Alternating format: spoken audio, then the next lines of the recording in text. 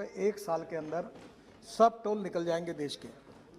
पर उसका अर्थ ये है कि टोल नहीं रहेंगे, पर आपको जीपीएस पे हमारे केवल रोड के एंट्री पर कैमरा रहेगा, जीपीएस पर आपका इमेज कैच करेगा और जहाँ से जाओगे वहाँ और जहाँ से निकलोगे वहाँ उतना ही पैसा आपसे कटेगा।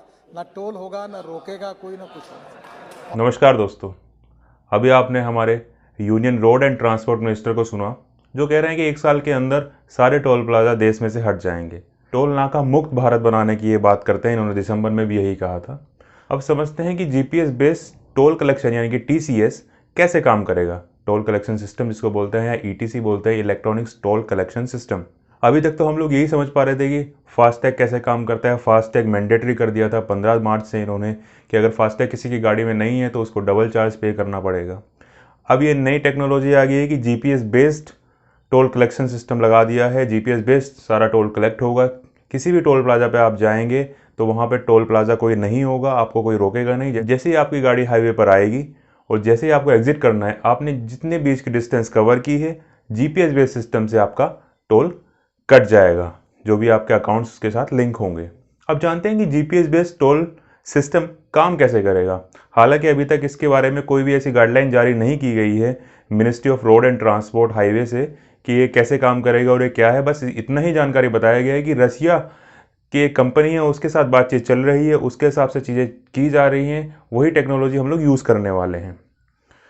दूसरे देशों में जो GPS based toll collection system होता है उसमें क्या काम होता है दोस्तों, उसमें क्या होता है कि एक ओबीयू यूनिट लगी रहती है हर पैसेंजर कार में, या वो कमर्शियल कार हो। ओबीयू बोलते हैं ऑन बोर्ड यूनिट, जिसके अंदर एक वीटीएस होता है। वीटीएस होता है vehicle tracking system. Vehicle tracking system में ही जीपीएस इनेबल्ड होता है, यानी कि जीपीएस उसके अंदर ही लगा हुआ होता है। उसका काम क्या होता है कि कैसे काम करता है, जैसे ही आपकी गाड़ी हाईवे पर आई तो वीटीएस सिस्टम उसको ट्रैक करने लगता है कि आपका व्हीकल कहाँ पर है, कैसे है। और जो रिसीवर यानी कि जो रिसीवर एंड आपके टोल बूथ पर लगा हुआ है, हालांकि टोल प्लाजा नहीं है लेकिन फिर भी वहाँ पे एक मॉनिटरिंग के लिए, एक नेटवर्किंग के लिए एक रिसीविंग स्टेशन ज़रूर होगा जो आपकी गाड़ी के मूवमेंट को यानी कि आपके जीपीएस कोऑर्डिनेट्स को ट्रैक करेगा कि आपकी गाड़ी इस डिस्टेंस से इस डिस्टेंस तक चली है, और उसी हिसाब से आपका फेयर कैलकुलेट होगा।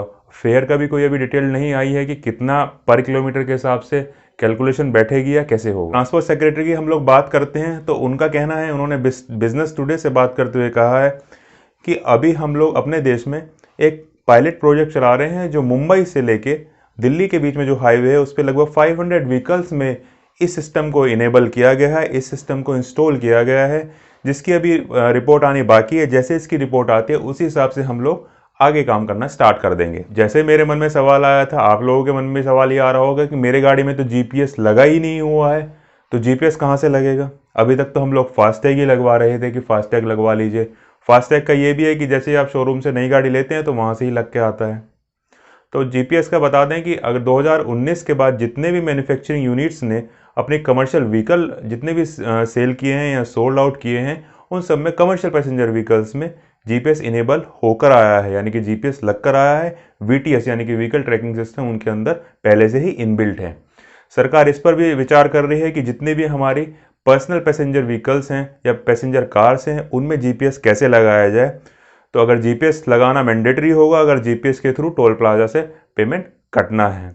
इसके फ़ायदे क्या होंगे? फ़ायदे अभी तक फास्टैग के भी सरकार गिनवा रही थी कि फ़ायदे फास्टैग में क्या है कि आपको रुकना नहीं पड़ेगा, लेकिन फास्टैग में आपने देखा है कि रुकना भी पड़ता है, कई बार वो डिटेक्ट नहीं कर पाता है। कुछ जगह कमर्शियल पैसेंजर व्हीकल्स का तो ये हाल है कि वो अपना ट्रैकर लेके उसके मिरर पर ऊपर नीचे आगे पीछे ऐसे करते रहते हैं, लेकिन तब भी ट्रैक नहीं हो पाती है। इसके फ़ायदे होने जा रहे हैं कि आपका एक तो फ्यूल कंजप्शन कम हो जाएगा। जैसे आप लोग फास्टैग पर भी फास्टैग के लिए भी रीड कराने के लिए भी खड़े होते हैं, जाम लगता है, टोल प्लाजास पे बहुत ज़्यादा ट्रैफिक हो जाता है, जितना फ्यूल्स है वो बर्न होता है फालतू में वहाँ पर, वो सब चीज़ें कम हो जाएंगी। और एक मॉनिटरिंग सिस्टम भी लागू हो जाएगा कि अगर किसी पैसेंजर कार को आपको मॉनिटर करना है या किसी कमर्शियल व्हीकल को मॉनिटर करना है तो आप वो भी अगर सरकार चाहे तो मॉनिटर कर सकती है। हालांकि उसकी डिटेल्स या प्राइवेसी को लेके कुछ रूल्स या रेगुलेशन ज़रूर बनाएगी सरकार कि किसको एक्सेस दिया जा सकता है, किसको नहीं एक्सेस दिया जा सकता है। दोस्तों, अगर वीडियो इन्फॉर्मेटिव लगती है तो प्लीज़ चैनल को सब्सक्राइब कर दीजिएगा, और कोई सजेशन या कोई कमेंट करना हो तो प्लीज़ चैट सेक्शन में कमेंट जरूर कीजिएगा। धन्यवाद दोस्तों।